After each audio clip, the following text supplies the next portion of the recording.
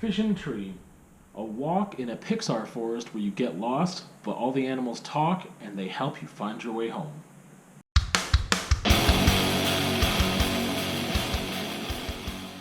Fish in a Tree. A children's general fiction, possibly a soft textbook, which I'll explain in a second here, written by Linda Mullaney Hunt, published in 2015. It's feel good, basic, plain, and elementary. Now, I'm going to get into the summary of what this is about, and then I'm going to go back and kind of talk about some of the stuff I just brought up, like the soft textbook thing, and even the publication date, and how I got introduced to this book. So first of all, no spoilers here. I'm just going to summarize the book. I'm going to read my initial review of it that I wrote, I think, a year and a half or 2 years ago. But first we'll explain the title. Fish in a Tree. It's a often attributed quote to... A quote often attributed to Albert Einstein, where he says, "Everybody is a genius, but if you judge a fish by its ability to climb a tree, it will live its whole life believing that it is stupid." I believe that quote is all, as an adult, you need, and you don't need to read this book. If you've never read this book before, I don't think you need to. As an adult, I think that quote by itself is a reminder for you on how to be a more empathetic and caring person and how to see people differently if you have been struggling with that, which sometimes I do struggle with. But I believe the quote is enough.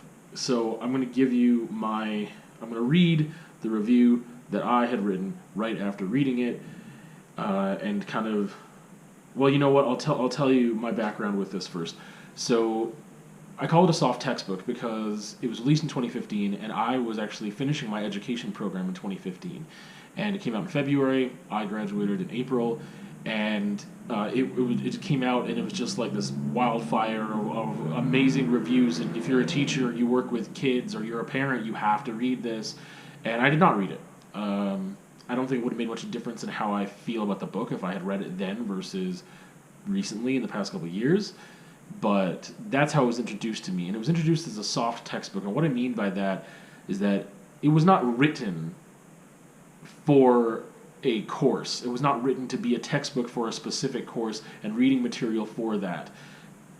But it has been adopted into some courses as reading material that can supplement the other reading material, or to give you something to ponder on, or something to discuss, or whatever, that it has been adopted for some education programs, being like, that you need to read this book. I don't think you do.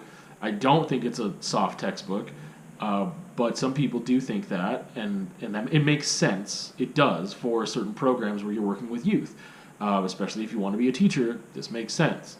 Or if you want to be a parent, or again, if you're working with youth, if you're working with children and youth, in a way, if you're working with anybody, really, honestly, if you're working with anybody, that quote makes sense, right? It's just, you don't judge a fish by its ability to climb a tree.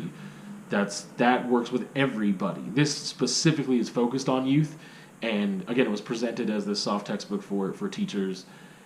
So that's what I mean by a soft textbook. It's just like, it's not a legit textbook written for the course. It just happens to be a book someone wrote that someone somewhere has adopted for the course and said, like, this will supplement the reading. I think it's good for you to read. Okay, so here is the review that I had written.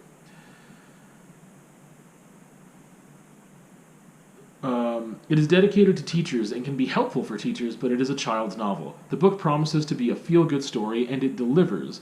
However, it is filled with familiar tropes that it carries on a little too plainly and transparently. The writing is more like a child's picture book rather than a novel. I don't mean in a grammatical sense, but rather in the storytelling. Everything is too familiar, and despite the book's main message, everyone being a unique individual, it is incredibly unoriginal. I believe it's possible to tell this story with strength in storytelling and quality in writing, unfortunately not seen here. However, as I mentioned earlier, it does deliver some feel-good. Although they don't necessarily surpass the cringe-worthy moments of predictability and after-school special gone to extreme, there are moments here that do remind me of other perspectives in teaching and in being a student. Most importantly is the lesson of perception being reality and how that can weigh on someone. It's one I needed a reminder about. In conclusion, if you want an easy and predictable read about a student with academic/behavioral issues that ends up with positivity and hope, then maybe it's for you. Which gets into our target audience a bit here.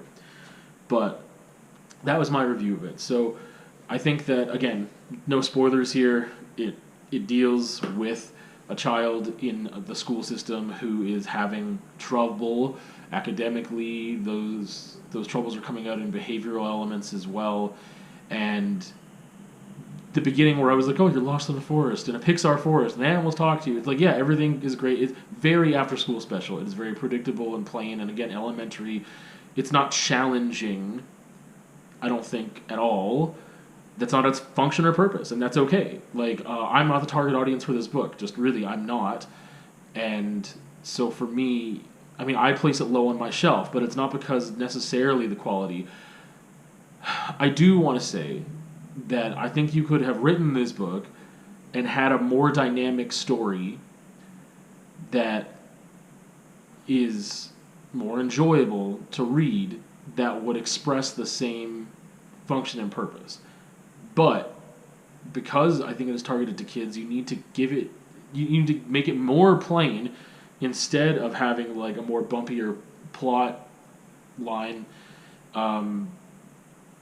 You need to give it just kind of one direction and just follow that, and yeah, I in that vein it probably could have been half the length too. But again, as an adult, all you need is that quote that the book titled that the book is titled from, that Albert Einstein quote: "Everybody is a genius, but if you judge a fish by its ability to climb a tree, it will live its whole life believing that it's stupid." I think that's what really you need as an adult. I don't think you need this lesson. If you have not read this book, I don't think you need to read this book. If you have kids, blah, blah, blah, blah, blah, I think that quote should be enough for you. If it's not enough for you, I don't think reading this book is going to help you. I think that it could be a tool to teach other children, I guess, or to teach children, not other children, to teach children about this topic. However, I also think that you could just explain that with this quote. You could just take the quote and just break that down and explain it without having to read this book. I just don't think that this book really needs to be there, especially with the length that it is. I think that you could have cut it in half if you wanted it to be more of like an instruction manual for kids, or just like not really an instruction manual, but if you wanted to just like be like, hey, this is something that maybe kids aren't faced with this topic yet, they don't really know about this, I'm going to write this so that this might be their introduction into that topic, then it should be a lot shorter than it is and could be presented in a much different way. The format, I mean, it's not a picture book. It's not like the smallest book. It's not Bridge to Terabithia, which, by the way, I have right here. Like, this also serves a similar function in, like, maybe teaching a kid something or two. But this thing is, like 300 pages, 275.